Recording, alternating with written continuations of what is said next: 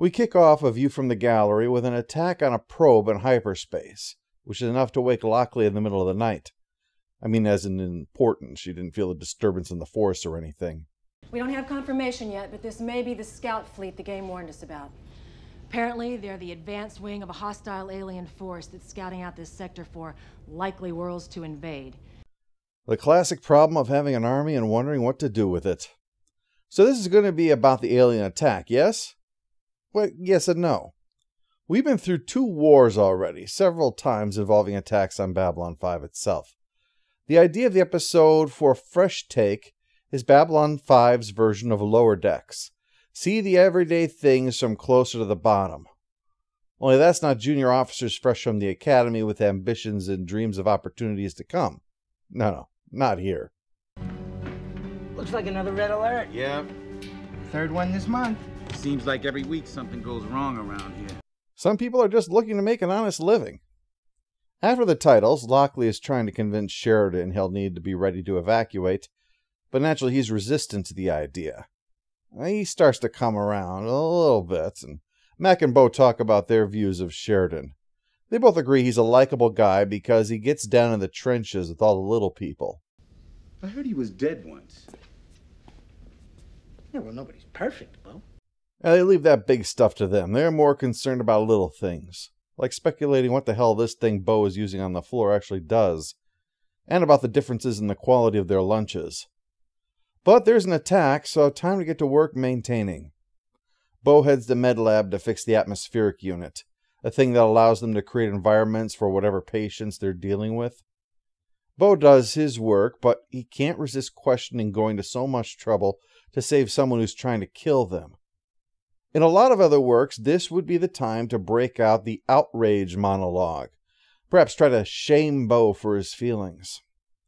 But JMS does something very interesting here. We know how passionate Dr. Franklin can be, especially about medicine and medical ethics. Yet, despite that, he doesn't raise his voice. He doesn't get passionate. Consider his response in the light of the words of Victor Hugo. No army can withstand the strength of an idea whose time has come, but no idea can succeed if it doesn't win the hearts and minds of the people. Dr. Franklin uses what those who believe in neurolinguistic programming call pacing and leading. Now, not everyone accepts that NLP is also considered a pseudoscience, and I'm not saying you should either. But the things that Dr. Franklin is doing are also part of what sociology and psychological studies indicate, mirror and rapport. That's where he starts, see. He starts talking about how it feels sometimes to want to just throw the rule book away. Nobody else is playing by it. Why should we? He also says it in a way like he's kind of confessing something that he probably shouldn't, and admits that all of this takes a lot out of you. He doesn't go all in on the mirroring, and to be honest, I'm thinking JMS just reached this conclusion on instinct and not study, but it's fascinating to see its application here anyway. He does enough here to work towards establishing that he's like Bo, and that they don't have to feel ashamed of feeling the way they do. It's a natural human response. By starting out that way, by not condemning and raising Bo's defenses, Dr. Franklin's approach gets him to lower his defenses. And now that they're down, Bo's willing to follow the conversation and at least hear Dr. Franklin out. So Dr. Franklin starts opening up about his background, that he was supposed to go off and join the military, that it was understood that's what he'd do. This is especially helped because Dr. Franklin gets close and speaks quietly to imply he doesn't want others to hear, that he's sharing something with Bo for just between them. Now that implies he's trusting Bo with something, which Bo will instinctually mirror.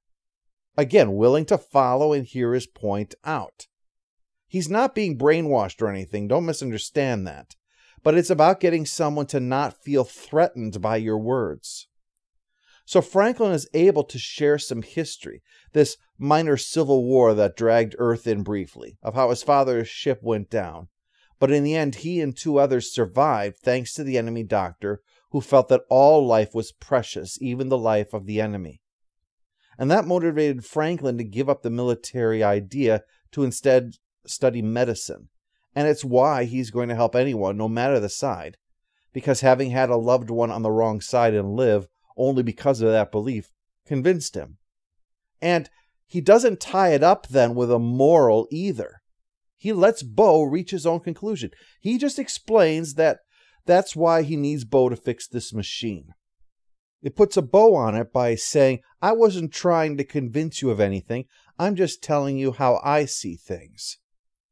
By choosing this approach instead of getting on his moral high horse, there's a greater chance that Bo will take this viewpoint and keep it, as it's associated with the positive emotions of trust and empathy. And we like positive emotions, rather than a negative emotion like shame or frustration, which makes it easier to dismiss the point through rationalization. Dr. Franklin heard this man say he'd let an alien gasping like a fish on the deck just die, and chose to win over hearts and minds. That is just how passionate he is about life.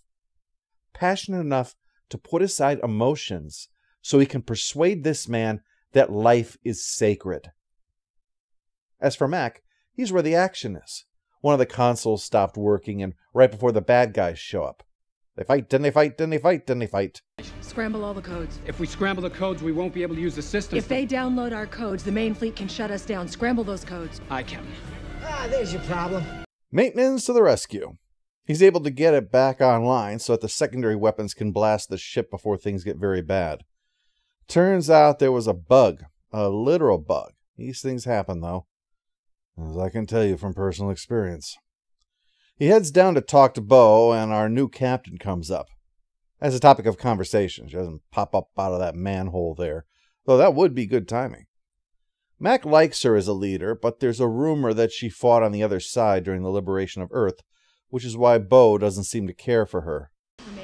How the hell was I supposed to know that they could download our tactical You're system? supposed to be head of covert intelligence. Well, right now, I am not seeing a hell of a lot of intelligence, covert, overt, or otherwise.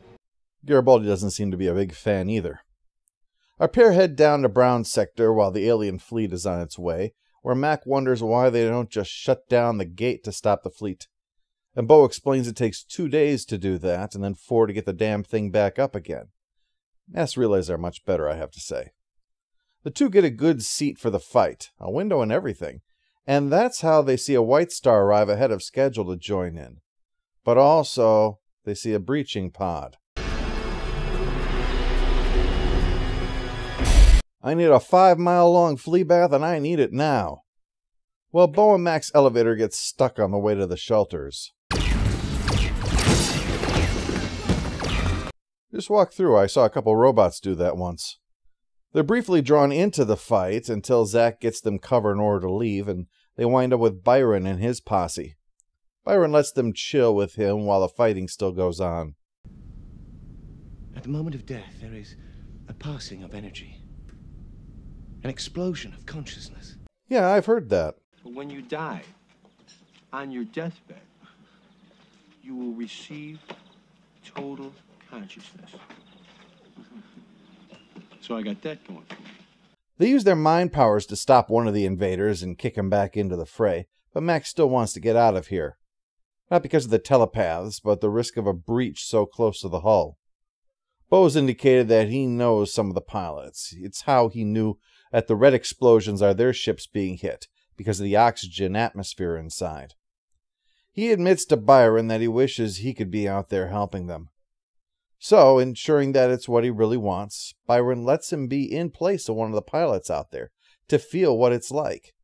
And he seems to appreciate it.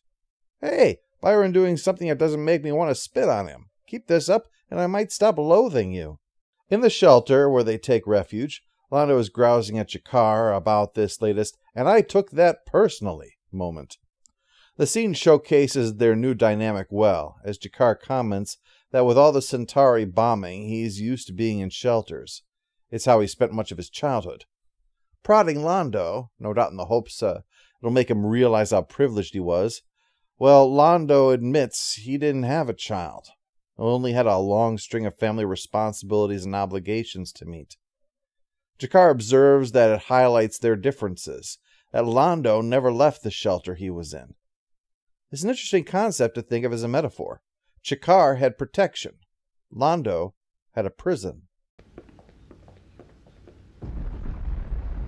So, how long you figure they've been married? Their relaxation is interrupted by a hull breach leading to massive fires, so it's all hands on deck. Only they get stopped along the way. Sheridan is trying to get Delenn to go to the life pod and drafts them to take her there. She wants to know who they are, so they explain, and she realizes, these are worker class. So she knows she can ask them what would happen if such and such went wrong on the life pod. And they're like, well, you'd probably die. And she says that if she was forced to watch the station and everyone on board die, she would make sure that such an accident happens. Which means the life pod would not save her from the destruction of the station, which means there's no point in getting her into it in the first place. QED, ipso facto, upsy daisy. Well, things have turned around. The rest of the White Star fleet has arrived, and they mop the floor with the invaders. Bo and Mac enjoy the sight of salvation, and reminisce about what it's like being all the way the hell out here, trying to just get by with all this cosmic-level crap happening. But they leave positive. Then they see all the shit they have to deal with. Plus all the bits of stuff outside the station from the battle. You don't want to have an accident because the ship was hit by half of an alien leg. In the coda, after Lockley gets confirmation the main fleet won't be coming, Mac stops her to let her know that, to him, she's okay. And Delenn gives them a greeting in passing, by name, as they go by. So, they may be red shirts, but they're acknowledged red shirts. A view from the gallery is unimportant. Despite that, though, I'm still going to give it a stamp of recommended. The dynamic between Mo and Mac really carries the episode, and as established, I really liked the scene with Franklin.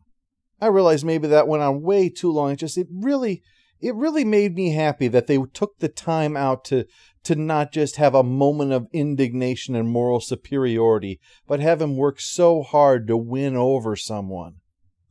There's a credit for Harlan Ellison on it because he made a suggestion to JMS, and this episode was based upon that suggestion, if you're wondering. And some say the dynamic between Bo and Mac is a bit like that between JMS and Harlan itself.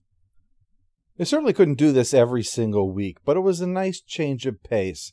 And the actors really worked it out very well. I understand that they rehearsed a great deal off-set in order to try to really capture this relationship because it was the center of the episode.